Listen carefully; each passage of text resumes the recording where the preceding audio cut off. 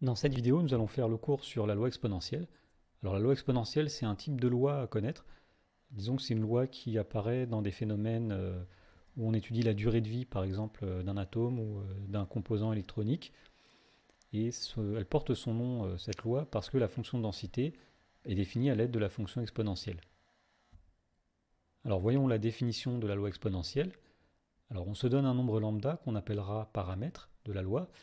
Donc la fonction f lambda, que j'appellerai f plus simplement dans la suite, définie par lambda fois exponentielle de moins lambda x, donc la fonction qui est représentée ici, eh bien cette fonction-là est une densité de probabilité sur l'intervalle 0 plus l'infini. Alors pour démontrer ça, on va noter grand I l'intervalle 0 plus l'infini. Pour montrer que c'est une fonction de densité de probabilité, il y a trois choses à démontrer. Tout d'abord, la fonction f, elle est continue sur l'intervalle I, sur l'intervalle 0 plus l'infini. Ça vient du fait qu'on a une exponentielle qui est elle-même une fonction continue. Deuxième chose, la fonction f, elle est positive sur grand I. Ça vient encore une fois d'une propriété de la fonction exponentielle. E de moins lambda x est toujours positif. Dernière chose, la chose la plus difficile à démontrer, c'est que l'aire totale sous la courbe entre 0 et plus l'infini est égale à 1. Si on arrive à démontrer ça, ça voudra bien dire que c'est une fonction de densité.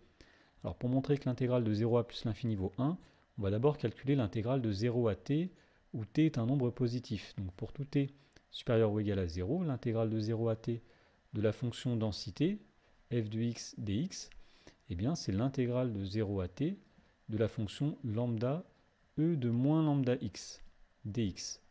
Alors pour calculer cette intégrale, il suffit de trouver une primitive. Alors une primitive de lambda exponentielle de moins lambda x, on va dire que c'est lambda fois 1 sur moins lambda e de moins lambda x. L'expression qui est ici 1 sur moins lambda e de moins lambda x est une primitive de e de moins lambda x. Puisque lambda est une constante, on peut la laisser devant quand on prend une primitive. Alors on va simplifier cette expression en disant que c'est égal à moins 1, puisque lambda sur lambda s'annule. Donc c'est moins 1 e de moins lambda x entre 0 et t. Alors lorsqu'on calcule cette expression, on obtient moins e de moins lambda t, moins e de moins lambda fois 0. Autrement dit, c'est moins e de moins lambda t, moins par moins plus e de 0, ça fait 1. Alors il s'agit de voir que cette expression-là tend vers 1 lorsque t tend vers plus l'infini, ça nous permettra d'avoir l'intégrale de 0 à l'infini. Or, la limite quand t tend vers plus l'infini de e de moins lambda t, eh bien cette limite vaut 0. Lambda étant un paramètre positif dans une loi exponentielle, moins lambda est négatif, moins lambda fois t, ça va tendre vers moins l'infini, exponentielle en moins l'infini, c'est 0. Donc on peut affirmer finalement que l'intégrale de 0 à plus l'infini de la fonction densité, c'est-à-dire l'aire totale sous la courbe, qui est définie comme étant la limite quand t tend vers plus l'infini de l'intégrale de 0 à t de la fonction densité, et bien cette limite-là, elle est égale à 1, puisque le terme moins e de moins lambda t vaut 0. Nous avons donc bien démontré que f est une fonction densité de probabilité sur l'intervalle grand I, qui est égal à 0 plus l'infini.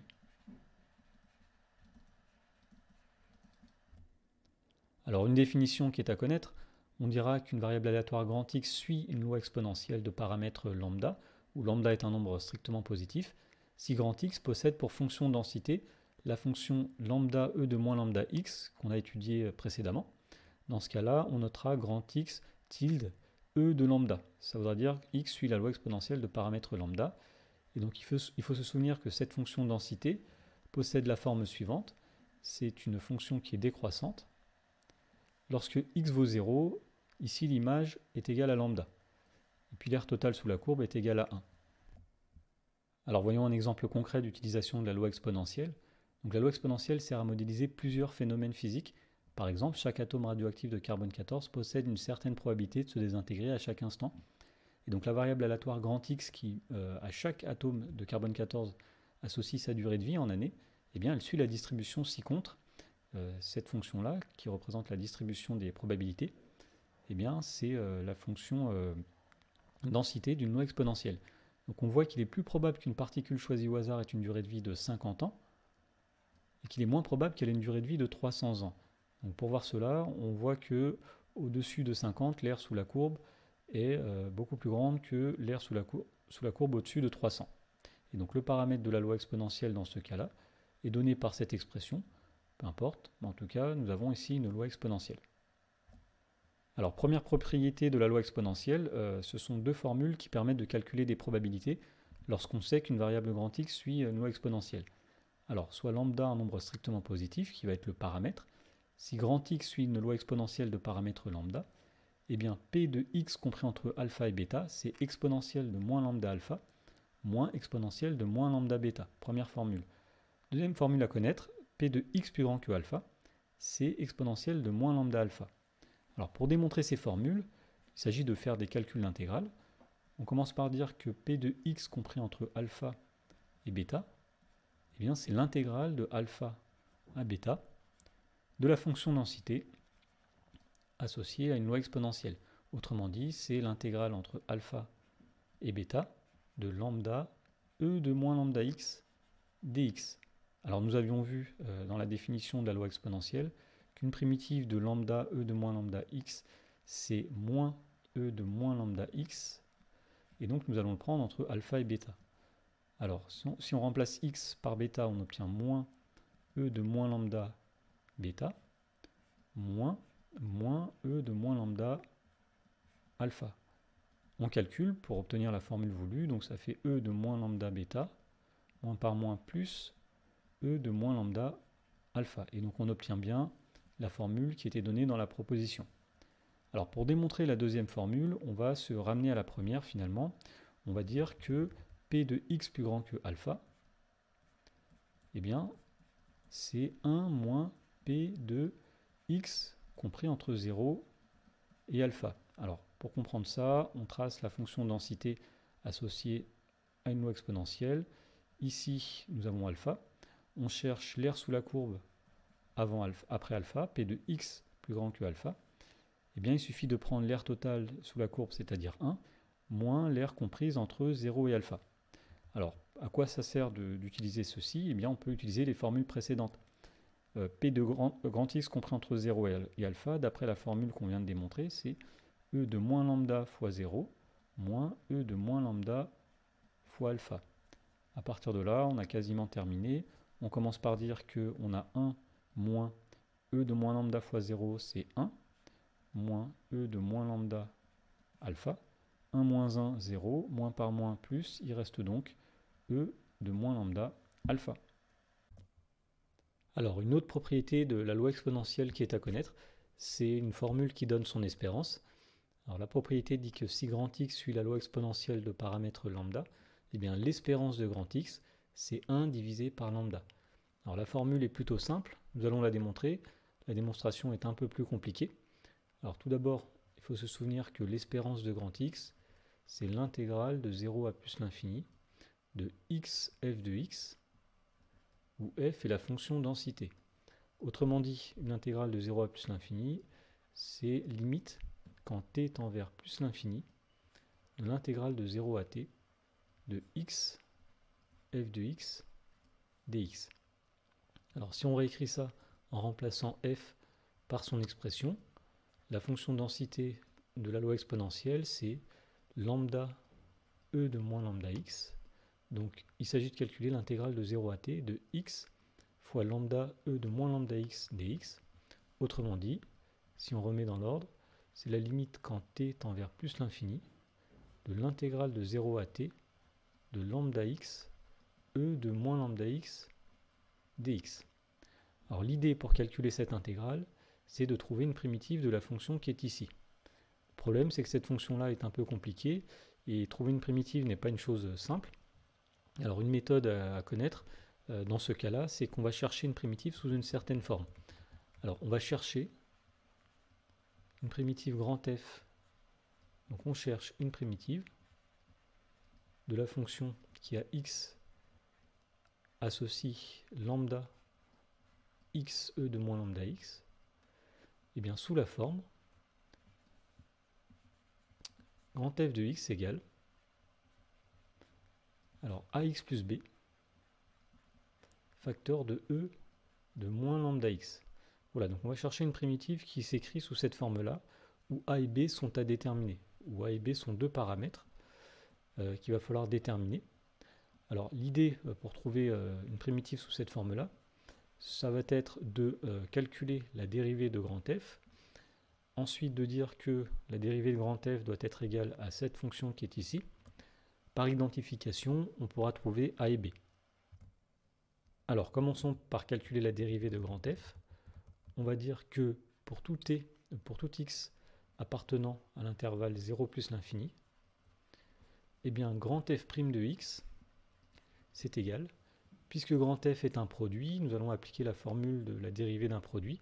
Donc c'est la dérivée de ax plus b, c'est-à-dire a, fois exponentielle de moins lambda x, plus ax plus b, facteur de la dérivée de exponentielle de moins lambda x, c'est-à-dire moins lambda e de moins lambda x. On factorise par e de moins lambda x, on obtient donc à l'intérieur de la parenthèse a plus ax plus b, facteur de moins lambda.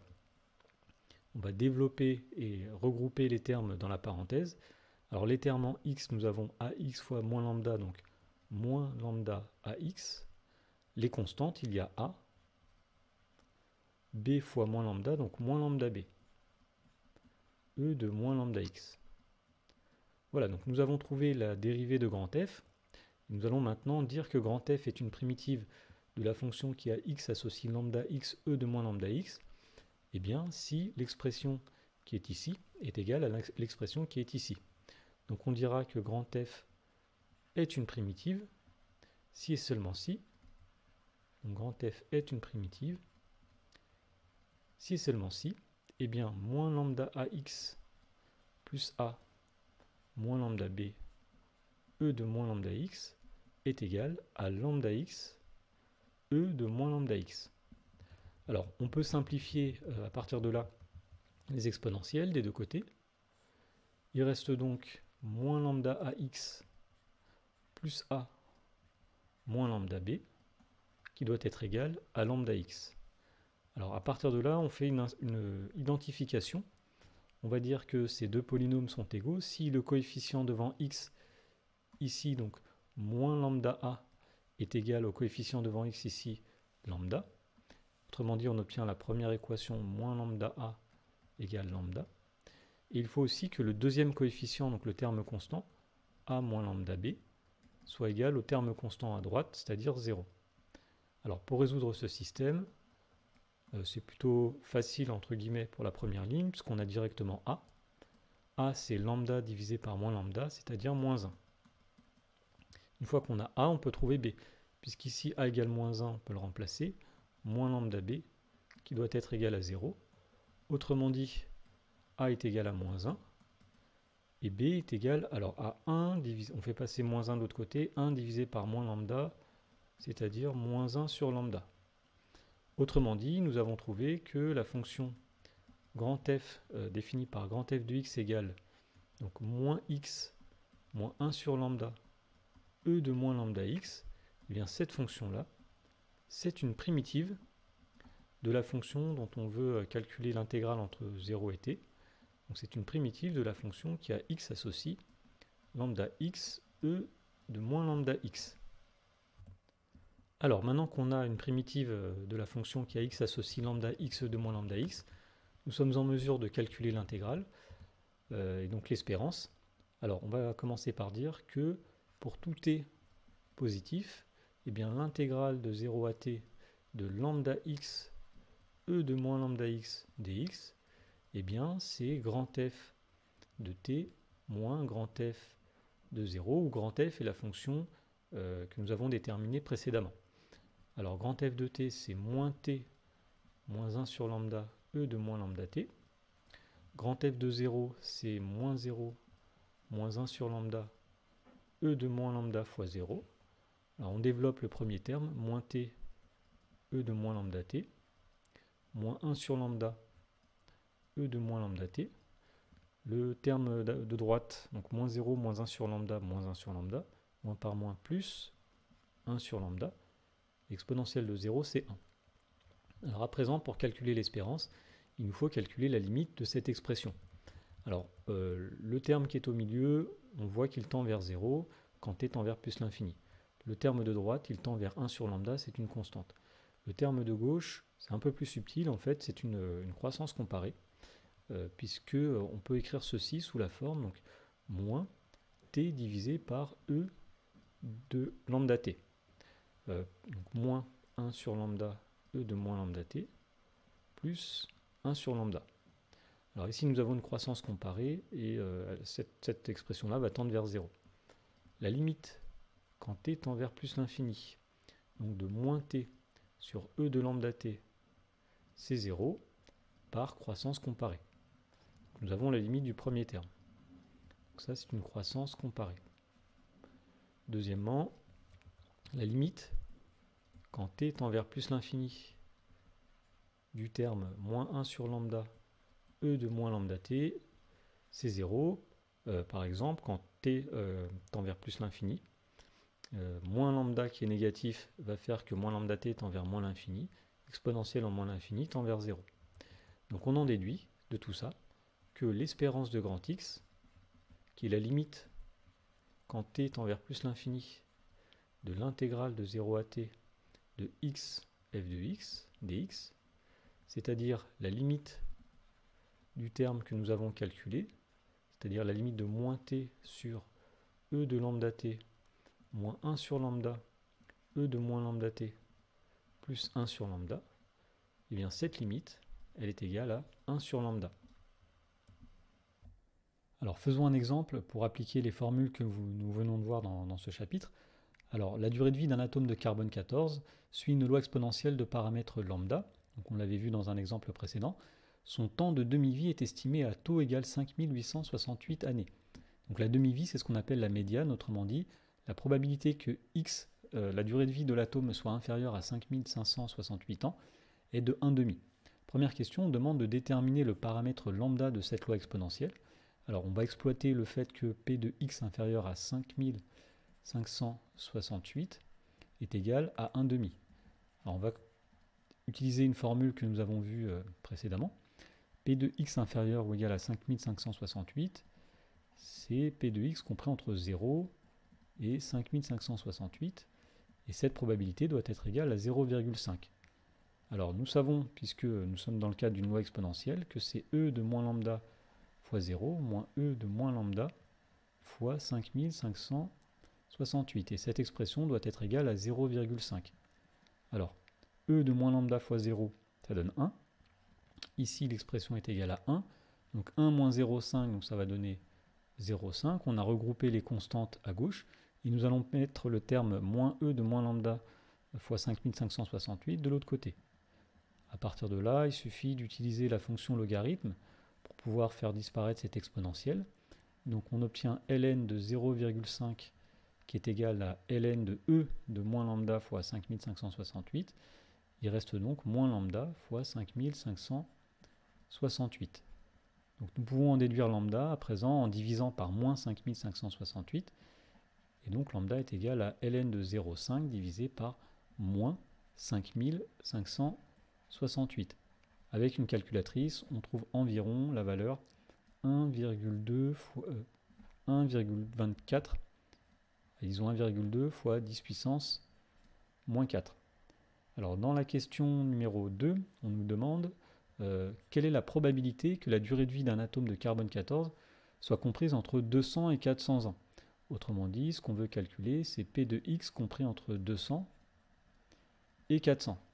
Alors on applique la même formule que l'on a appliquée dans la question d'avant, c'est E de moins lambda fois 200 moins E de moins lambda fois 400, sachant que cette fois-ci, lambda est connu. Lambda, c'est 1,2 fois 10 puissance moins 4. Alors on trouve environ, avec une calculatrice, 0,024. Autrement dit, il y a 2,4% de chances que la durée de vie de cet atome soit comprise entre 200 et 400 ans. Alors on nous demande aussi la probabilité qu'elle soit supérieure à 1500 ans. Donc c'est P de x plus grand que 1500. Alors c'est une autre formule que nous allons utiliser ici. Nous savons que P de x supérieur ou égal à alpha, c'est E de moins lambda alpha. Donc ici, on va dire que c'est E de moins lambda fois 1500. Toujours avec une calculatrice, on trouve environ la valeur 0,830. Autrement dit, il y a 83% de chances que la durée de vie d'un atome de carbone 14 soit supérieure à 1500 ans. Dernière chose, on nous demande la probabilité qu'elle soit inférieure à 1000, donc P de X inférieur ou égal à 1000. Donc on commence par dire que ça revient à calculer la probabilité que l'atome ait une durée de vie comprise entre 0 et 1000. Donc c'est E de moins lambda fois 0, moins E de moins lambda fois 1000. Autrement dit, c'est 1 moins E de moins lambda fois 1000. On prend une calculatrice et on trouve environ 0,117. Dans la question 3, on nous demande de déterminer le réel x tel que P de x inférieur ou égal à petit x égale 0,2. C'est-à-dire le nombre d'années en dessous duquel on a 20% de chance de se désintégrer. Alors, on commence par résoudre une petite équation. On va dire que P de x inférieur à petit x égale 0,2. Eh bien, c'est équivalent à dire que P de x compris entre 0 et petit x est égal à 0,2. On applique la formule qui est la même que précédemment, donc c'est E de moins lambda fois 0, moins E de moins lambda fois petit x, qui doit être égal à 0,2. N'oublions pas ici que l'inconnu c'est petit x, lambda est connu. Donc on va dire qu'ici on a 1 moins E de moins lambda petit x qui est égal à 0,2. Alors on regroupe les constantes d'un côté et puis l'exponentielle de l'autre. Donc 1 moins 0,2, 0,8 qui doit être égal à E de moins lambda x. On prend le logarithme pour annuler l'exponentielle, donc ça donne ln de 0,8 qui est égal à moins lambda x. On en déduit finalement que le nombre x d'années doit être égal à ln de 0,8 divisé par moins lambda. Alors avec une calculatrice, en se souvenant que lambda c'est 1,2 fois 10 puissance moins 4, on trouve à peu près environ 1792. Donc la réponse est donc 1792 ans. La probabilité que la durée de vie soit inférieure à 1792 est inférieure à 0,2. On pourrait le vérifier en recalculant cette probabilité. Et dans la quatrième question, on nous demande quelle est la durée de vie moyenne d'un atome de carbone 14. Autrement dit, ce qu'il faut calculer ici, c'est l'espérance de la variable grand X. Donc nous savons que c'est 1 sur lambda. Alors, puisque lambda c'est 1,2 fois 10 puissance moins 4, on trouve environ la valeur 8033. Donc en moyenne, la durée de vie d'un atome de carbone 14 est de 8000 ans. Alors pour finir le cours sur la loi exponentielle, nous allons voir une propriété qui est assez caractéristique des lois exponentielles. C'est ce qu'on appelle des lois sans vieillissement. Alors un phénomène qui suit une loi exponentielle est un phénomène dit sans vieillissement ou encore sans mémoire. Autrement dit, tout ce qui se passe avant une certaine durée n'a pas d'influence sur ce qui va se passer après. Alors mathématiquement, cela se traduit de la façon suivante. Donc soit lambda strictement positif, le paramètre d'une loi exponentielle, et x, une variable qui suit la loi exponentielle de paramètre lambda. Pour tout nombre t positif et tout h positif, la probabilité que la variable grand X soit plus grande que t plus h, sachant qu'elle est déjà plus grande que t, eh bien c'est simplement la probabilité que x soit plus grand que h. Autrement dit, si on prend un exemple d'un atome de carbone 14, la probabilité que cet atome vive plus de 1000 ans, sachant qu'il a déjà vécu 700 ans, eh bien c'est pareil que la probabilité qu'il vive plus de 300 ans. Alors on dit dans ce cas que grand X est une loi sans vieillissement. Alors, nous allons démontrer cette propriété. Alors pour cela, on va calculer la probabilité conditionnelle P de grand X plus grand que T plus H, sachant que grand X est déjà plus grand que T. Alors par définition, nous savons que c'est P de grand X plus grand que T plus H inter grand X plus grand que T divisé par P de grand X plus grand que T. Ça vient du fait que P de A sachant B, c'est P de A inter B sur P de B. Alors l'idée ici, c'est de comprendre ce que représente l'événement x plus grand que T plus H et x plus grand que T. Alors si on fait un petit axe pour représenter la situation, ici nous avons T, ici nous avons T plus H. Alors que veut dire l'événement x est à la fois plus grand que T plus H et x est plus grand que T? Eh bien nous voyons que les parties qui sont assurées deux fois, c'est uniquement cette partie-là. Donc l'événement x plus grand que T plus H, inter x plus grand que T, eh bien c'est juste l'événement x plus grand que t plus h. Alors nous pouvons dire que la probabilité ici, c'est simplement la probabilité de l'événement x plus grand que t plus h. Alors on avait divisé par x plus grand que t. À partir de maintenant, en remplaçant par les formules que nous avons vues, nous allons pouvoir en déduire le résultat. Alors c'est-à-dire ici e de moins lambda facteur de t plus h divisé par e de moins lambda t, puisque grand X suit une loi exponentielle. Alors on développe la parenthèse ici, donc on obtient e de moins lambda t moins lambda h divisé par e de moins lambda t. Et donc nous pouvons casser cette exponentielle en disant que c'est e de moins lambda t fois e de moins lambda h divisé par e de moins lambda t. On peut simplifier au numérateur et au dénominateur. Il reste donc e de moins lambda h. Et donc nous avons bien démontré qu'ici nous avons p de x plus grand que h. Et donc pour finir, nous allons voir un exemple dans lequel nous allons utiliser cette propriété de loi sans mémoire, ou loi sans vieillissement. On nous dit que la durée de vie d'un robot exprimée en années jusqu'à ce que survienne la première panne est une variable aléatoire qui suit une loi exponentielle de paramètres lambda. Alors au départ on ne connaît pas lambda, mais on sait qu'en moyenne, la première panne survient au bout de 5 ans. Première question, on demande de déterminer le paramètre lambda de cette loi. Alors on va utiliser le fait que l'espérance de grand X, c'est 1 sur lambda. Et puisque dans l'énoncé on nous dit qu'en moyenne la première panne intervient tous les 5 ans, eh bien nous pouvons dire que l'espérance est égale à 5.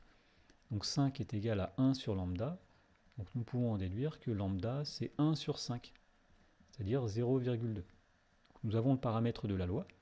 Et dans la deuxième question, on nous dit, sachant qu'un robot a déjà vécu 3 ans, quelle est la probabilité qu'il fonctionne encore au moins 2 ans sans panne?